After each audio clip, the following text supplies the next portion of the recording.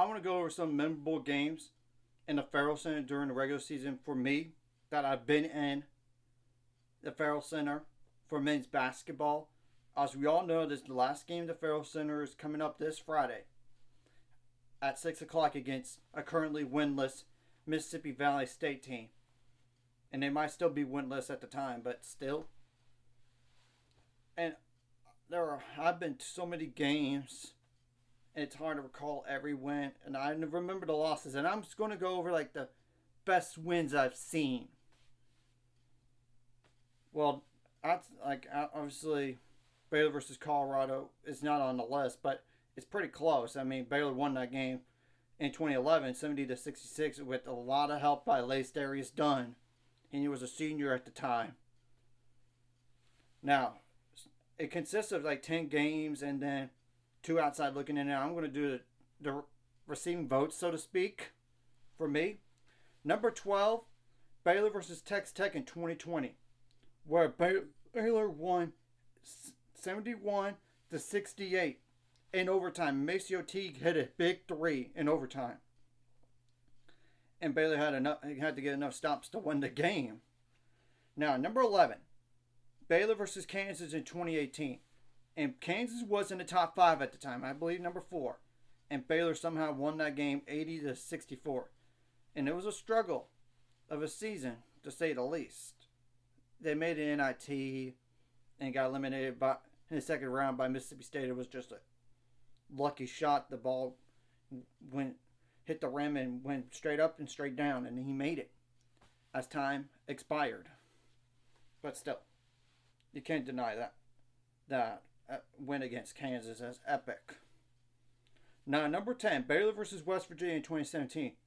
And Baylor won that game 71-62. And my last game at the Ferrell Center as a student at the time, to avenge that loss they had against West Virginia.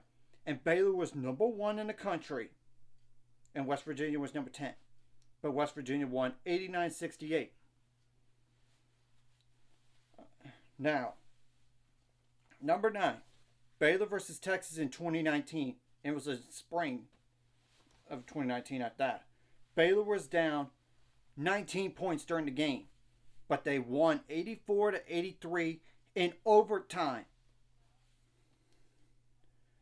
Number 8, Baylor versus TCU in 2019 season, that 2019. I know the score wasn't close, 90-64, but Makai Mason went bananas. 40 points in the win. And Jamie Dixon, he didn't know what to do. I mean, Makai Mason was not missing at the time. Now, number 7, Baylor versus Kansas in 2022. And it was College Game Day was there, and I was there at College Game Day early. And Baylor was down early in the game. It looked like the last time against Kansas and Lawrence earlier that season. And Baylor did not have Jonathan Chalma-Chachua, as we all know. And Baylor needed to find a way to win this game and think about a chance to be co-Big 12 champs, if not outright win it at the time. And Baylor somehow won the game. 80-70 was the final score. Now, number 6, Baylor versus Missouri in 2010. It was February 13th, the day before my birthday. Yeah, I'm a Valentine's Day guy. I am. And it was just epic game. You wouldn't believe it. Baylor won 64-62 with a tip-in with 1.3 seconds left by Epe Udoh. And we all know what happened to Epe Udoh. That in his pro career, he was a top 10 draft pick. And I know it didn't exactly pan out professionally in the NBA, but he did good overseas. Now, number 5. And you might remember the names on this from Kansas State, and I'm going to mention them. Baylor versus Kansas State in 2008, where Baylor defeated Kansas State 92-86, despite Michael Beasley scoring 44 points and Bill Walker scoring 31.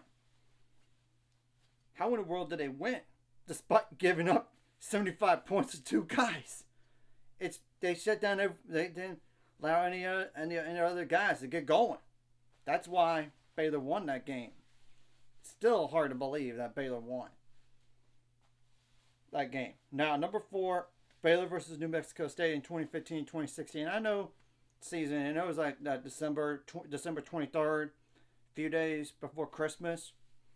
And I know it's not against the best of opponents, but Baylor won 85-70. But before the game, I was like, a manager asked me, and he was a student at the time, Philip Shelley, for my short size. And I told him. He came back out with a pair of game-worn basketball shorts that I still have. And it's white. So, yeah. Now, number 3. And it was in appreciation of me supporting the team and everything. Now, number 3 for me was Baylor versus Texas in 2010. And y'all might remember this. Quincy Acey had 10 dunks in the game. 92-77 was the final score. That was just unbelievable to see a guy dunk that many times. I mean, that's the thing. Now, number 2, Baylor versus Iowa State in 2017. That spring of 2017. First game where students were back and loaded. And I was there early. And it was that big game. And Baylor won 65-63. And it was and before the game, an assistant coach and a few managers, like 2 of them, gave me, and like 3 managers actually, but still, an assistant, that I got a game-worn neon yellow jersey, and I still have it, and I even repped it for College Game Day virtually in 2021 Final Four. I was there. On TV. I was not there physically, as we all know. We couldn't do that at the time, and I've even repped it at games.